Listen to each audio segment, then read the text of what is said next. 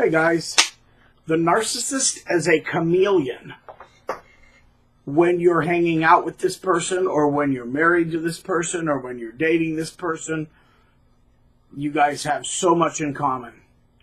The minute you are finally discarded and they meet their new source of supply, they have everything in common with that source of supply, which may or may not have the same interest that you did.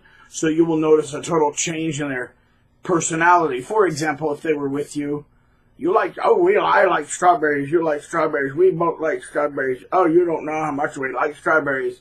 But the minute that they get the next source of supply, if that person doesn't like strawberries, then all of a sudden, oh God, I hate strawberries there. I can't stand strawberries. You hate strawberries, I hate strawberries too. And you're like, what happened? How do one day you like strawberries and then within seemingly 24 hours you hate strawberries? Well, you really can't unless you're just faking personalities, which is exactly what these guys do. The narcissist wears many masks, okay? I'll quote, I like movies. Sometimes some of them really suck, and there's a big agenda in Hollywood, so I don't really watch a lot of TV or movies anymore because most of it's just crap. But it's Man in the Iron Mask, which was actually, I don't read a whole lot for like entertainment. I read mostly for education and knowledge, but when I do read on the rare occasion for entertainment, I do like the classics, and one of my favorite authors was Alexandre Dumas, the French author who wrote The Count of Monte Cristo and all of the Three Musketeers series. Well, they made a movie based off The Man in the Iron Mask, which quite deviated, took a lot of liberties with the book, but the general premise was the same. Well, in this movie, you got basically the Four Musketeers, and Leonardo DiCaprio is the evil version of King Louis XIV, and they're going to replace him with his twin brother, right? They're going to replace they're twins. They both had the right to rule, but they want to depose one and replace him with a better king, his twin brother, who'd been hidden from the world. And there's a scene in the ballroom where they're dancing, and the music written to that was excellent. I mean, they tried to really get a really Baroque feel, and they were trying to intimidate the king by taking the iron mask and occasionally throwing it in the king's face. So he's dancing around in circles, and all of a sudden he looks up and sees the iron mask, and then they disappear into the crowd. And then he sees it again, they disappear, and he's freaking out. And the lady he's dancing with, the king she asks the king, "Your Highness, sire, what's wrong?" And he goes, "I'm masked. I distinctly saw a mask." And she looks confused and says, "But sir, there are many masks," because it was a masked ball. Narcissists wear many masks. They wear whatever mask needs to fit them for the time, okay? If they want to try to, for example, if they want to try to get with a doctor because they want some of the money or some of the prestige, then all of a sudden they have to have a vast interest in the medical profession. But once they ditch that person, if they go to somebody else who perhaps likes history, all of a sudden they hate medicine, but they love history. They have to create these fake personas because it's just con artistry. It's chameleon. So they change whatever image they have to be to satisfy whoever they have to get that nice big juicy fruit of supply. So don't be surprised that when you're ditched by your narc, then all of a sudden the person that you see them with their new source of supply, they start acting like a person you have no clue who they are, almost like, how did you change? It's almost like you're talking to a totally different person. Well, you are, but you're not talking to a person at all, because again, just like the person that you were with them, they were completely fake. Everything they did and said and liked was just BS. Well, it's the same thing with the new supply, but it might be a totally different mask than what they were wearing with you. So when you're sitting here dumbfounded going, what the heck happened to that person who said this and now saying this, which contradicts it? And the bottom line is these people are so fake and such empty shells that they can absorb any character that they want or wear any mask that they want to try to get their supply. And so they're with three different people, they become three different people, and that's just the way it is. So the chances are, if you're mourning the loss, you're mourning the loss of a person, I'm sorry to say, that never existed. And that is probably the hardest thing to get over, is to think, what about that person that we had so much in common with and talked about this and that? Well, I'll tell you right now, and it is really a hard pill to swallow, but once you swallow it, you're on your way to healing. And that's that relationship to you meant everything. That relation to them meant nothing. And it's not anything you did wrong. I can't emphasize that enough. It's because they are messed up. It's because they are soulless, mindless beings. It's because You know, you can't be friends with a seashell. There's nothing in it. It has no mind. And it's the same thing with a narcissist. So the first thing is you have to accept the reality that you're mourning the loss of someone that never existed. And the good news to that is you didn't lose a friend.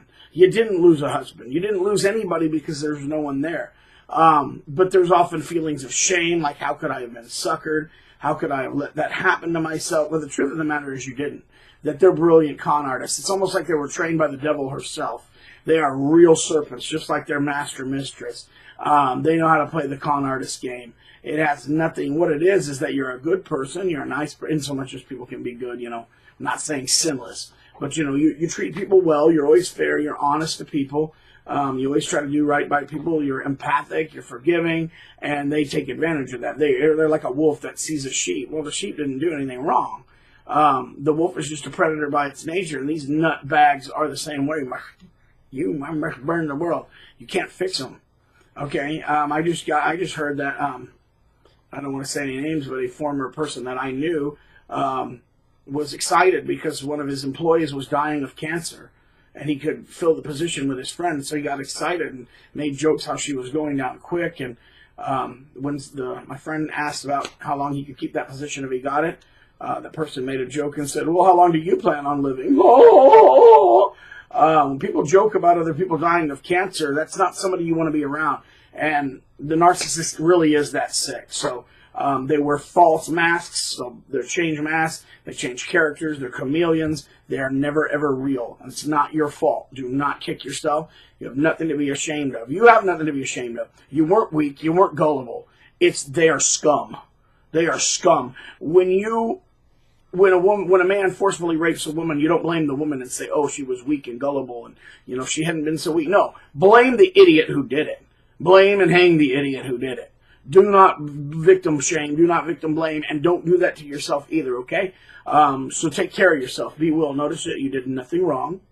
Try to kick them away. I know that they've scarred your mind. You've been trauma bonded.